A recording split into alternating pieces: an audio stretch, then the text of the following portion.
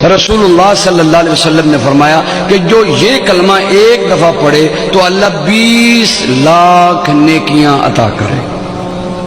کتنی نیکیاں بھی؟ 20 لاکھ نیکیاں۔